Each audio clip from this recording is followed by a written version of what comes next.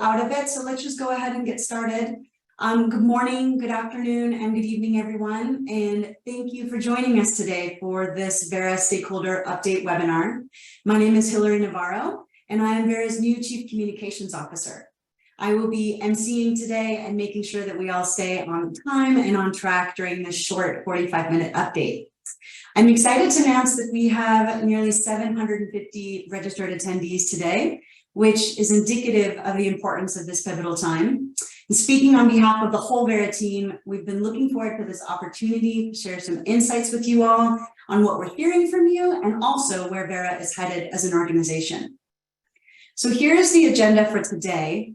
We're going to start with a welcome by our President and Interim CEO, Judith Simon, who will then introduce the Vera's executive leadership team, who you see here on the panel in front of you today. After that, we will seg into an overview of where Vera is now and share some early takeaways from our listening tour to date. Then we will highlight our immediate priorities and next steps based on those takeaways before closing.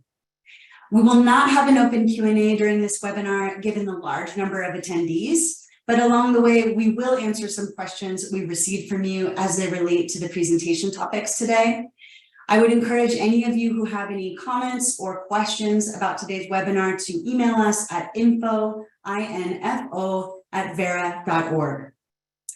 So it is now my pleasure to introduce you all to Judith Simon, Vera's President and Interim CEO. In case you're not familiar with her background, I'll give you a little teaser. Prior to joining Vera, Judith drove massive transformations at large companies like Zillow, Redfin, and CarMax, just to name a few. She's an expert in organizational excellence and strategic change, with 30 years of experience in creating infrastructures that enable growth, nimbleness, and transformation. We at Vera are thrilled to have Judith at the helm during this pivotal time. And with that, I will hand the floor over to her for more introductions. Over to you, Judith. Great. Thank you so much, Hillary. Hello, everyone. For those of you that I haven't met, I'm Judith Simon, and I am so excited to be here with you. And like Hillary, I just wanted to start by thanking you all for your time and attention and participating today. As you all know, this is a critical time in the fight for climate action and sustainable solutions, as well as a pivotal time in the voluntary carbon market. I know the one thing that unites us today is that everyone here is heavily invested in doing their part. For 15 years, Vera has set standards for meaningful action in environmental and social markets, and we remain more determined than ever to fulfill this ambition. As the leader of Vera, I find so much inspiration from our team and our staff. Getting to know them, seeing their work, I have such admiration for them, for their commitment, their expertise, their passion, and the impact they've collectively had already. But joining me today on the panel is my esteemed leadership team. They are a key part of Vera's future journey, and I just want to take a moment to briefly introduce them to you all. I'll start with a few names that you may recognize. So Toby Jansen-Smith is our Chief Program Development and Innovation Officer. He joined Vera in 2013, and over his career in the past 20 years, he has pioneered the development and implementation of innovative standards to accelerate and scale up climate action and sustainable solutions, including his work with Conservation International and other NGOs. Dr. Will Ferretti has been with Vera since 2011, and during his time here, he has played a number of roles, including leading some of our earliest market development work. He is currently our Chief Operating and Financial Officer. And Robin Ricks is our Chief Legal, Policy, and Markets Officer. He joined Vera in early 2021 to establish this new department focused on effective and responsible use of Vera's mechanisms. He leads teams responsible for policy engagement, market development, and legal affairs. But in our efforts to transform, scale up, and evolve our organization, we've also recently added some new faces in the past few months to build these capabilities to our executive leadership team. Farhan Ahmed joined Vera in March of this year, and he is our Chief Program Management Officer. He has held executive positions in testing, inspection, and certification industry in Asia, the Middle East, and North America, with leading standard setting and certification organizations like Bureau Veritas and Fairtrade USA.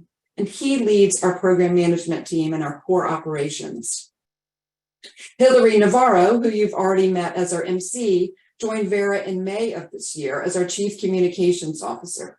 She brings over 20 years of senior level experience designing and leading communications teams and initiatives for organizations like the UN Climate Change Secretariat, the International Renewable Energy Agency, and the UN University. April Oscan joined in Vera in May also, and she is now our interim Chief Human Resources Officer. She brings over 20 years of global HR experience and will now help us build a world-class HR function that supports our growing international workforce development. Russell Ali joined Vera in July as our Operational Excellence Advisor. He brings over 20 years of senior level experience, including a recent role as McKinsey's expert in transformation. Russell and his team will focus on short-term and long-term opportunities to improve Vera's internal execution, drive strategic alignment, and improve both stakeholder and employee experiences. And lastly, Rick Parnell also joined us in July as our executive advisor, and he's working closely with me and the executive leadership team on strategic planning process, organizational design, and stakeholder engagement. Rick has more than 25 years of climate experience working as CEO, COO, and other executive roles internationally, including 17 years as the Chief Operating Officer of the United Nations Foundation. I am honored to work along such a strong leadership team and introduce them to you today because we are working together to move forward for a new era for Vera. So as a team, we are on a journey to transform Vera. We are moving to this new era of scaling our operations, engaging more actively with our stakeholders, and achieving operational excellence. As you all know, this is a modern, complicated, and ever-evolving sector, and we need to be prepared to scale, to deliver, and to ensure we stay nimble as we grow. We have an enormous responsibility in the marketplace, and we take it very seriously. In the spirit of progress and accountability, we are reviewing our past activities to inform a forward-looking strategy, ensuring that the lessons learned shape our future actions. We will also ensure that we leverage our strengths and we build on the successes we've had to date. As we're looking at our leading indicators, we see a positive sign for things to come. Our pipeline and pre-registration volume at the end of June of this year included over 1,300 projects versus 679 projects last year this time. And our registration pace is in line with that as well. These indicators, again, point to the need to chart a strong course for Vera so that we can continue to lead the way in climate action and sustainable development. But before we began to formalize our roadmap for this transformation over the next few years, we wanted to start with a clearer understanding of the collective perspectives of our stakeholders, including other standard-setting bodies, corporates, NGOs, buyers, and beyond. To achieve this, last month, I embarked on a listening tour to engage with 30 to 40 key organizations in our space. I've met with 10 organizations so far, and the feedback and outreach has proven invaluable already. For those of you that I won't be able to meet with personally, we will soon be releasing a stakeholder survey to gather further insights to feed into our future roadmap so that everyone who wants to will have a chance to contribute. I want you to know that I am listening, that we as an organization are listening. And so far, even though it's early in this listening tour, there are starting to emerge some key elements that we are hearing that we thought we should share with you. And so these early readings, there's more to come as we meet with the other organizations. And so this will become even more robust. But this initial set falls into 5 key categories.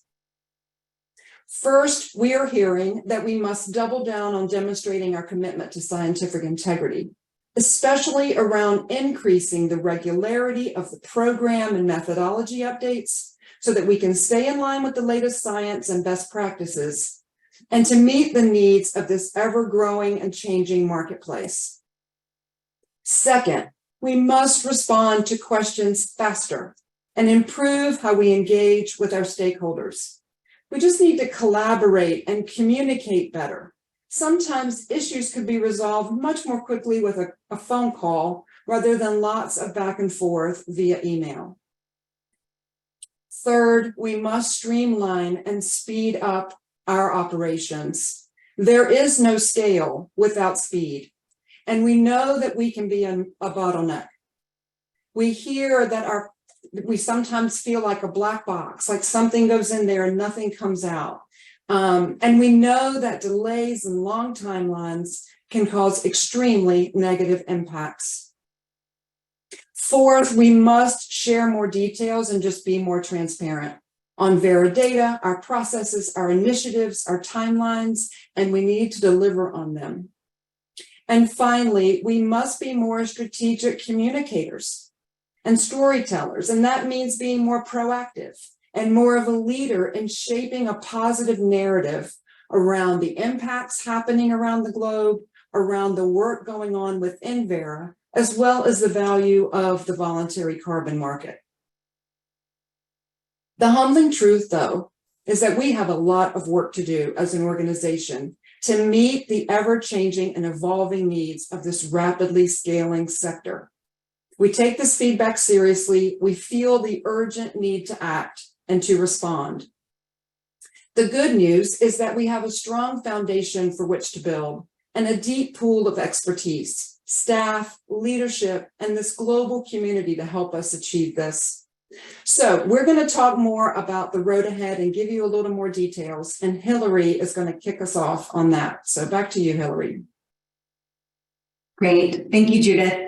So for the purposes of this webinar and trying to keep things succinct for our 45-minute period of time together, we've distilled the feedback that we've received so far into 3 immediate priority focus areas, being operational excellence, program and scientific integrity, and accountability. So each one of these areas encompasses multiple of the elements outlined above that we've been hearing from our listening tour. But to help visually link them on the slides, we are using these icons that represent program and scientific integrity, responsiveness and engagement, speed and scale, transparency, and communications.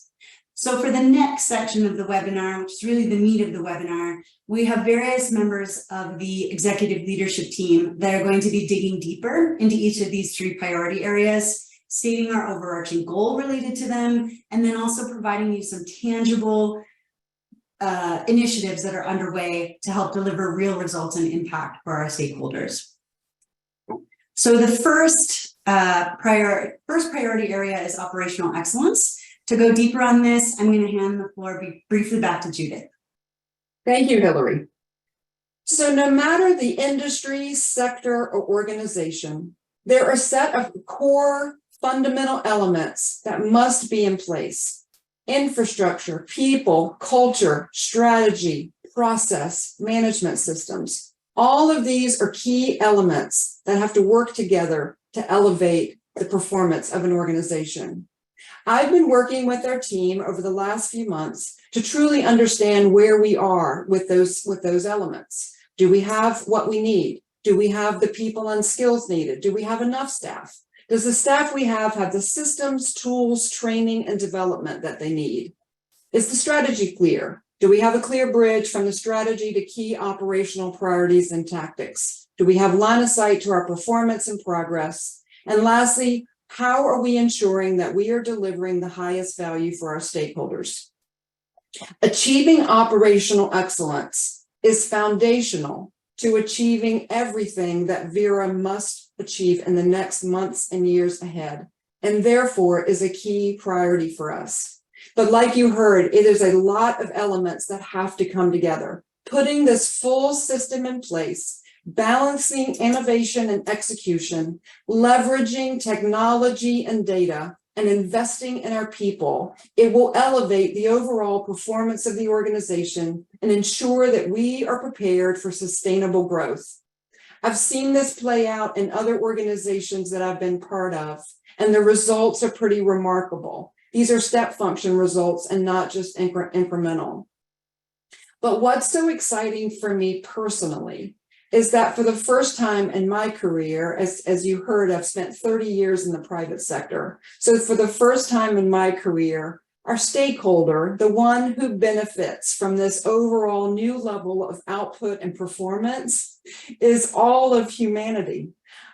So it's amazing to feel like our success at Vera just really equals success for all of you, which means success for the voluntary carbon market, and it goes all the way to the success for the overall fight for climate action and sustainable development. So bringing it back into what we're doing internally and some key elements, one recent example is the investment that we're making in talent acquisition. From bringing in new leadership and capabilities like those that I introduced earlier, to also creating our new HR department, adding new hires in recruiting and learning and development. And we had an initiative to streamline a hiring process to ensure that our current staff is set up for success. Another example relates to Vera's project review initiative to boost the capacity, quality, and efficiency of our project review process. And to talk more about this in detail, I'm going to hand the floor over to Farhan Ahmed, our Chief Program Management Officer. Thank you, Judith, and hi all. As outlined in the figures Judith provided at the beginning, Vera is experiencing a significant increase in demand. We are receiving a higher number of project listings, registrations, and issuance requests, and believe that the VCM will continue growing at a high rate in the coming years. For Vera to continue playing a leadership role in the VCM, we believe it is fundamental that we build our capacity and maintain a high quality and integrity in our programs to meet the current demand, and also be fully prepared to manage anticipated high growth in the coming years.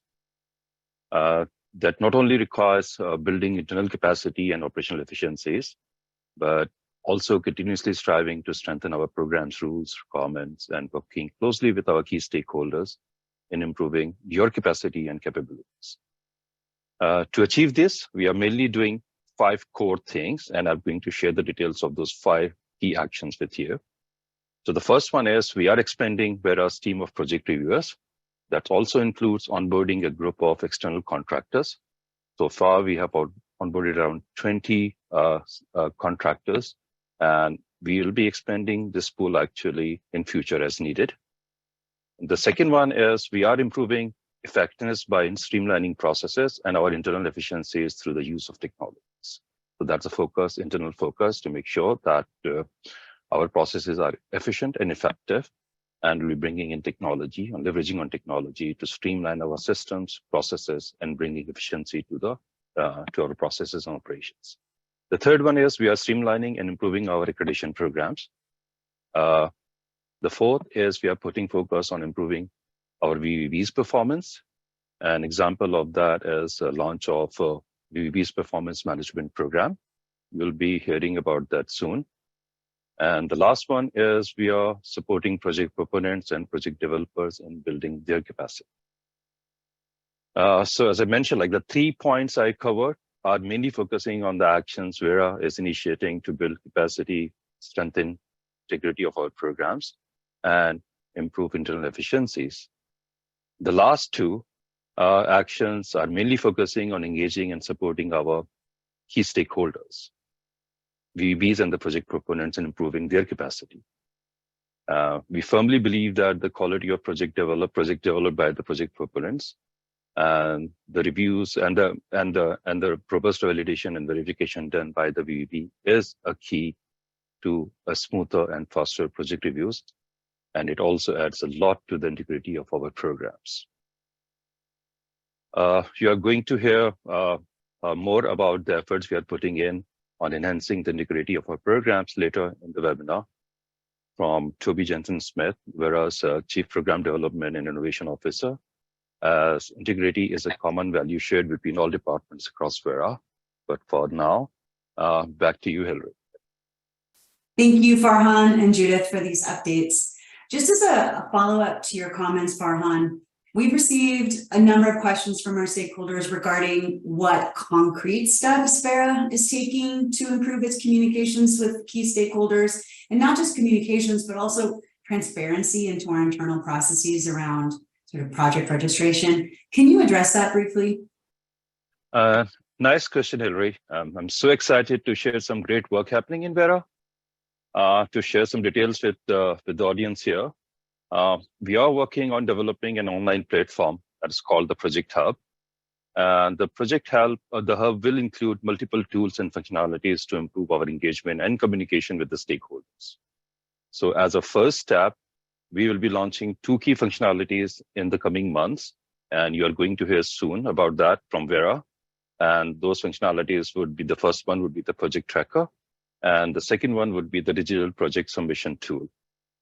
So the project tracker will let users track their project status online, and the digital project submission tool will let the PP and PDs send project requests by using online digital forms and the templates. Back to you, Hillary. Thank you. And in full transparency, since that announcement's on my desk, the announcement on the project tracker is coming out next week. So you'll see that soon. Thank you again, Judith and Farhan. For the second priority area, we're going to shift over to Toby Jensen-Smith, Verra's Chief Program Development and Innovation Officer, to talk about program and scientific integrity. Thank you, Hillary. It's great to be speaking with everyone on this webinar here. I'd like to provide 3 examples of work that Verra is doing to ensure our programs are underpinned by the highest scientific rigor and generate real and lasting impacts. First, on the VCS program side, we're launching 2 important updates over the coming year to enhance the program integrity and usability. Topics that were near and dear to us and all our stakeholders and users of our frameworks. Version 4.5 of the VCS is going to be released later this month, which will, among other things, enable acceptance under CORSIA and the ICVCM.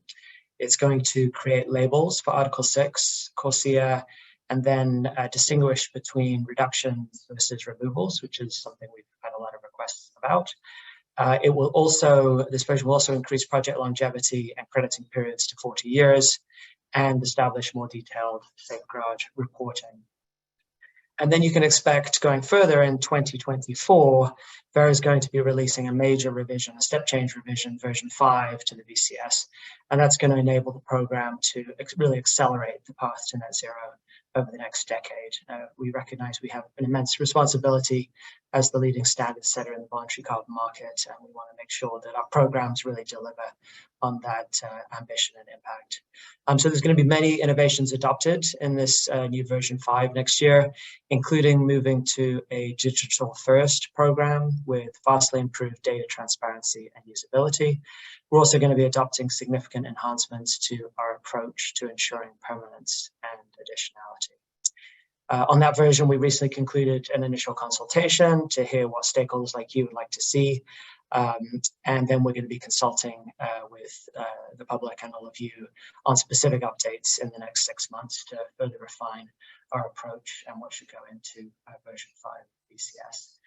And just to finally mention on that, this work is going to be supported by an independent VCS program advisory group, which is being restarted next month with a brilliant group of diverse members from around the world, including scientists, academics, NGOs, and auditors. So that group will be critical for us to deliver on the kind of impact and changes we want to see in this next version and our work in general. Secondly, I'd like to give an update on a fundamental building block for reducing emissions from deforestation and forest degradation, which is the development of our consolidated RED methodology.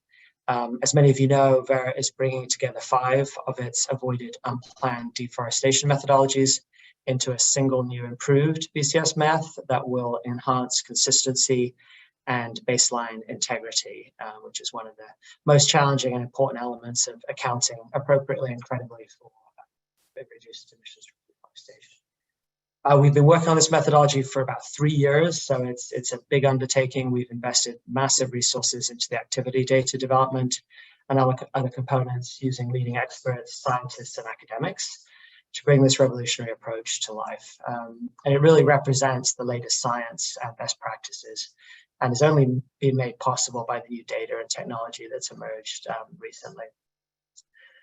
The methodology will align with government accounting in keeping with the UNFCCC RED framework, the Paris Agreement, and country nationally determined contributions.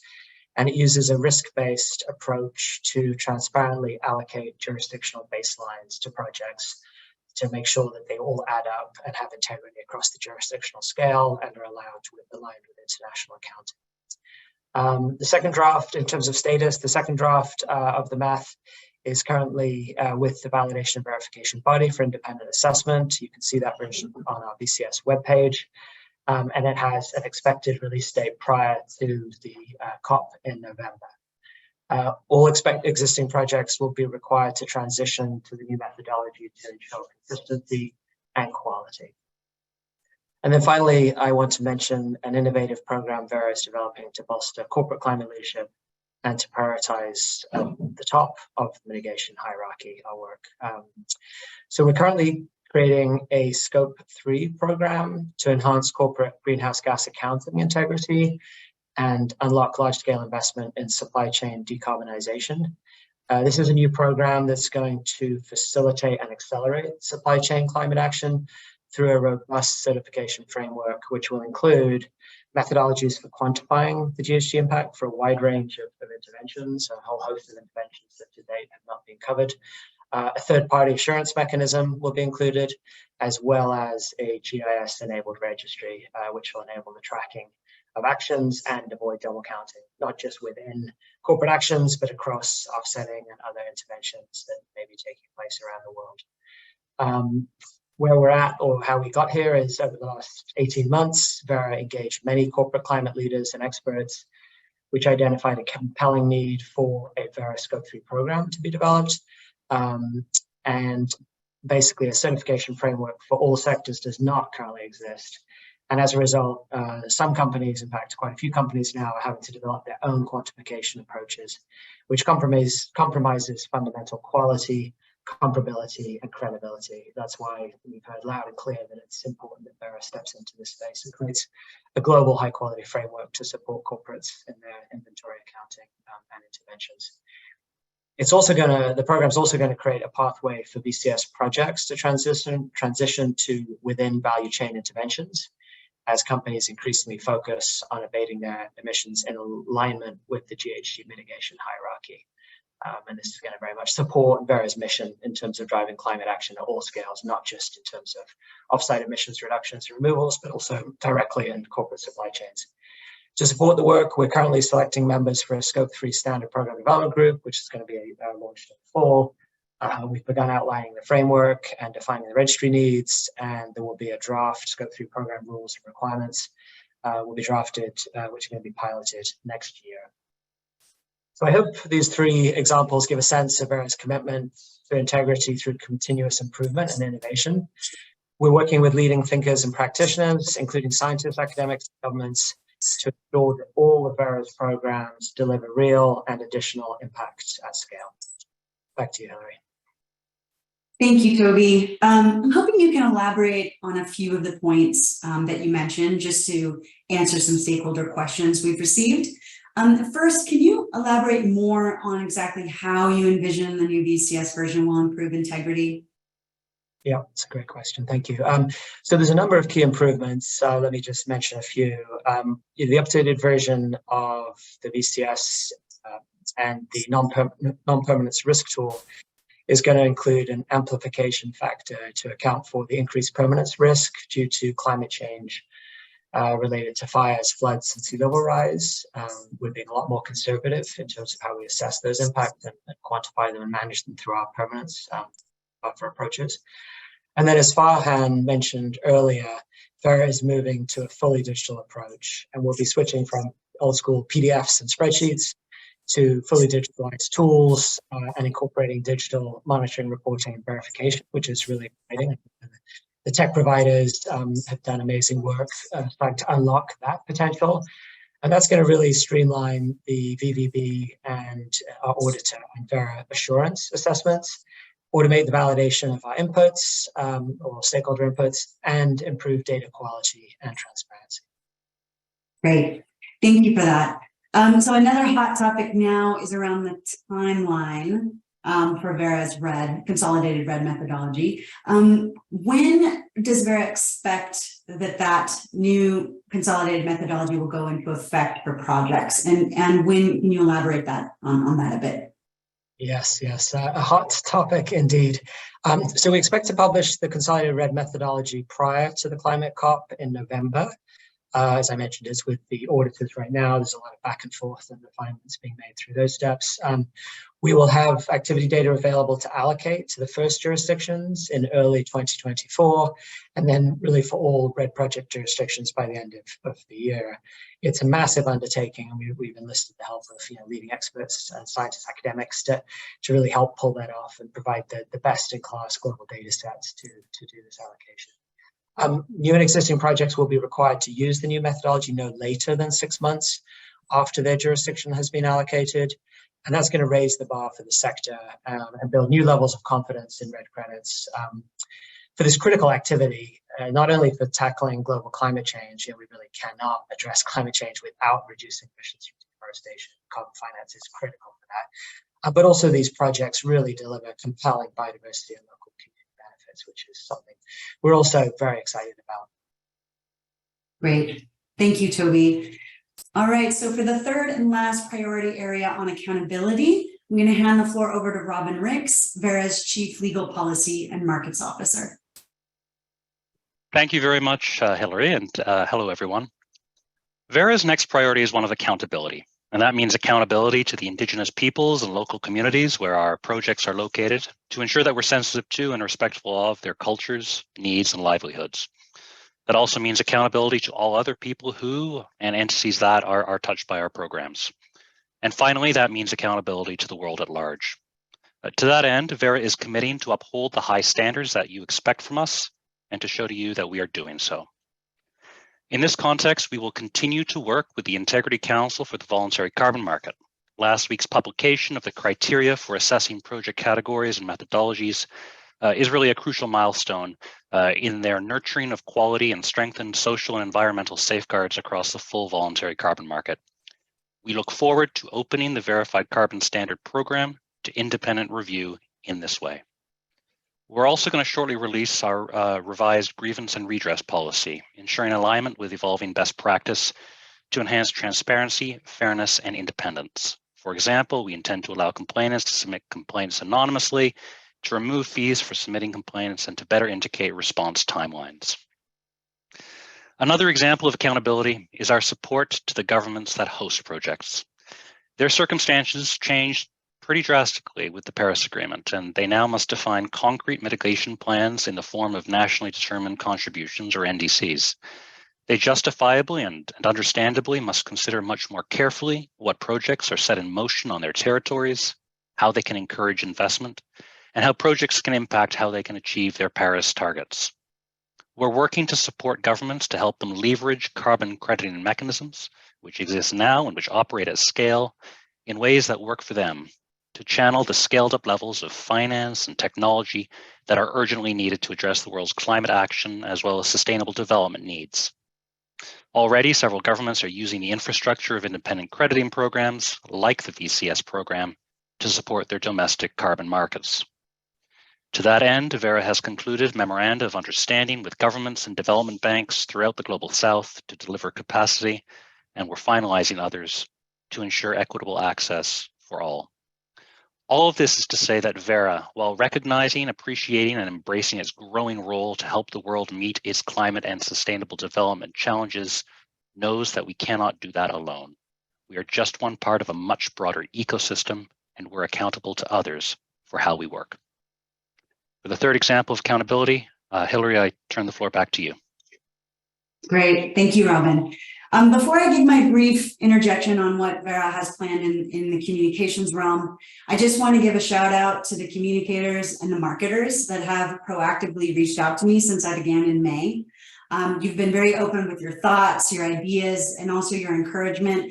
And I just am really rejuvenated and empowered by this strong need and desire to more effectively communicate in this space. And I'm thrilled to be a part of this conversation.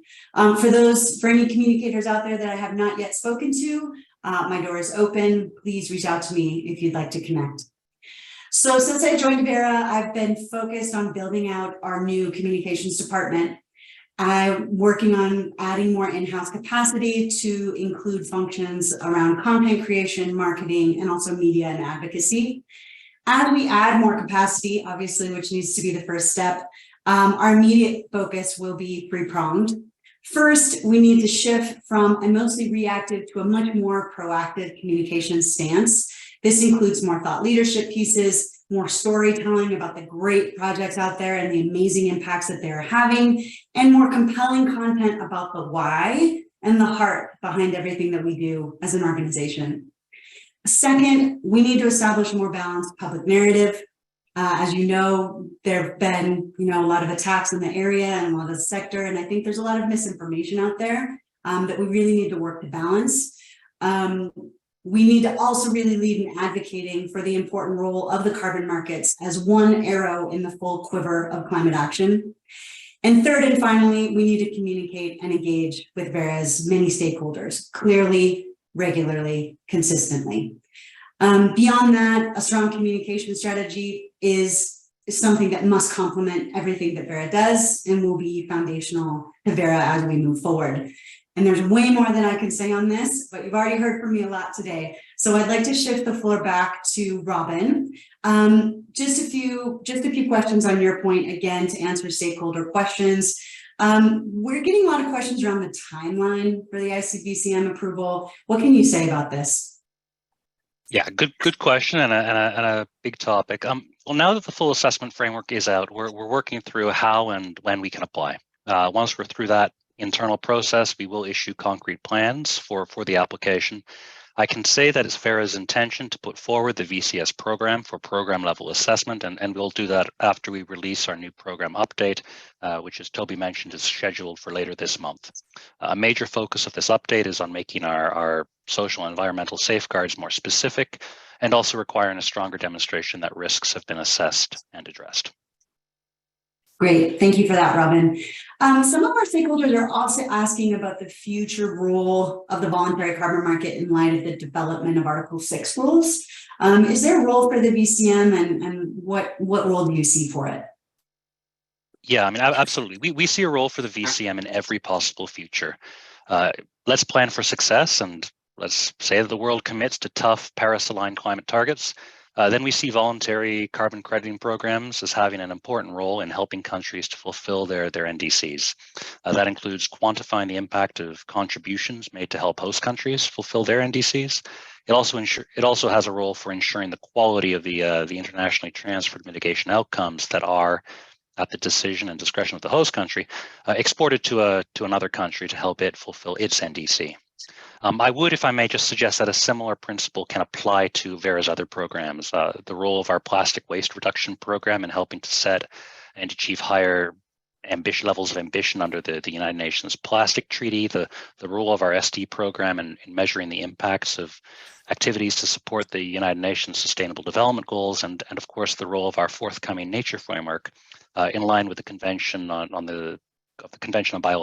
Biological Diversity. To help achieve those goals. Our overall objective is really to help ensure that our programs are helping to support international policy initiatives in climate and development. Great, thank you, Robin. All right, so that was our 3 priority areas. And to close now and bring us home, I'd like to hand the floor back to Judith. Thank you, Hillary. So in closing, my hope is that you walk away from this time together with 3 things. First, I hope you walk away with a better understanding of who Vera's leadership team is and how we are working together to evolve and prepare for the future. Second, I hope you walk away with an understanding that we are listening. We are acknowledging the areas where we need to improve and grow, and we are taking that seriously and moving ahead as fast as we possibly can.